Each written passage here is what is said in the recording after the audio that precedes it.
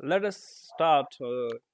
Let us continue actually the Sqoop session. I halted it for some time, and then I got a I got to train Slinking College students, and they inspired me to continue the series. And all the credit goes for this continuing this series to Slinking students.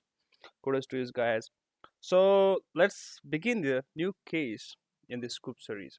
And this time I'm going to explain the password cases. What are the possible password cases and why should we use them and when should we use them in the Sqoop?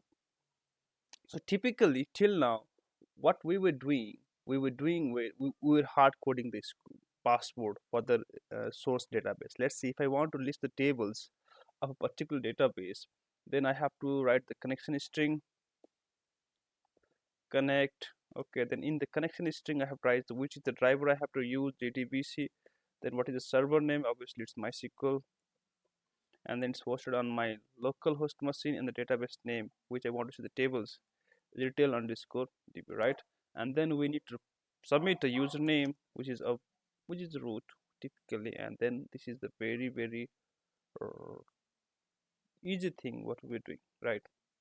And typically this is the worst thing what we were doing, hard coding, or means typically anyone can see this password root, right?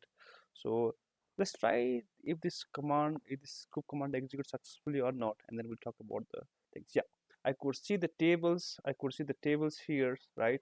I could see the tables in the um, retail db. Now the worst thing what I did here was I just wrote the password in the command itself, which is a very awful thing that I did. I'm sorry, but it's only for learning purpose, so no worries, okay?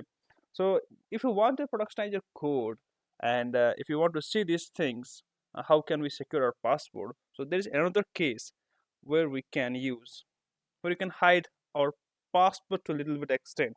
Let's see. Instead of giving hyphen password and the actual password in the text format, if you just type hyphen and capital P, and this will ask you the password in the command prompt itself. Now hold on here. This means until and unless you type a password on this, your job will not get executed further. Means if you have, there should be someone who should type the password, and I'm just typing my password. I already typed it, you couldn't see it because it's a Unix security protocol. Then once I hit enter, it will work as expected. I gave the password and it's working. So now in this case, now password is very secure. Only the person who has access or who is authorized can give the password because he only knows it, right? And then what is the wrong on this case? In this case scenario, it's the password is secure, but if we see here notes, I just put on some notes on this. So it's used for learning and purpose, the default one which we use the first time, and it's not good for production, and the password delivery should be limited. So this was not the proper thing that you should do in the production.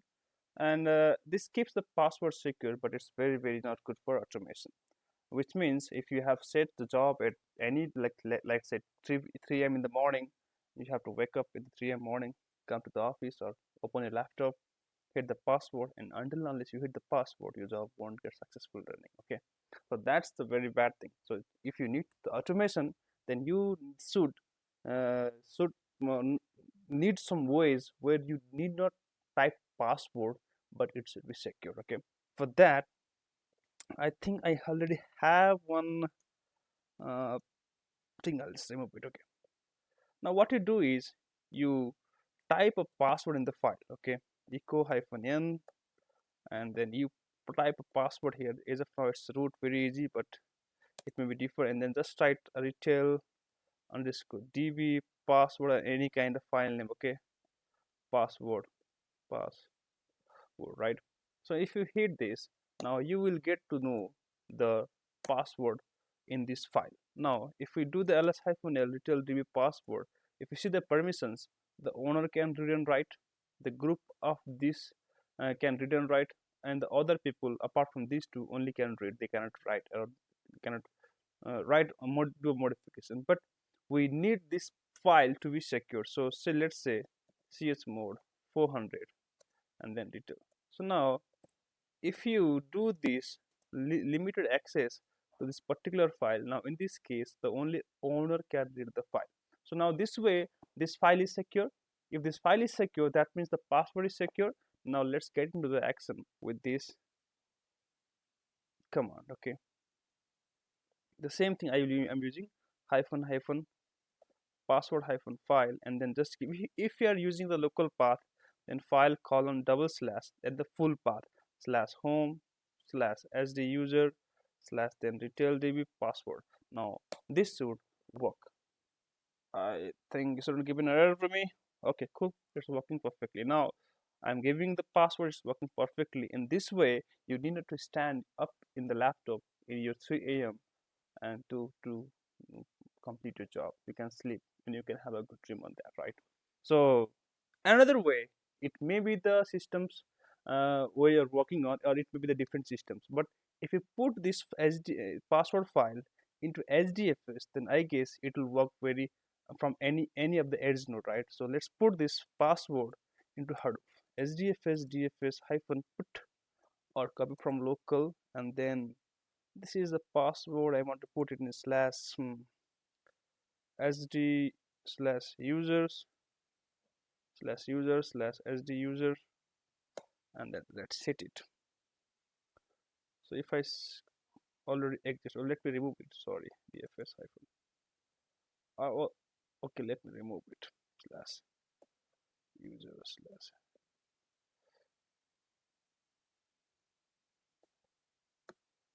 and then let me put it again, and then we'll just use this HDFS path so that you can use the command Sqoop command, and it will point to from the any edge node, right?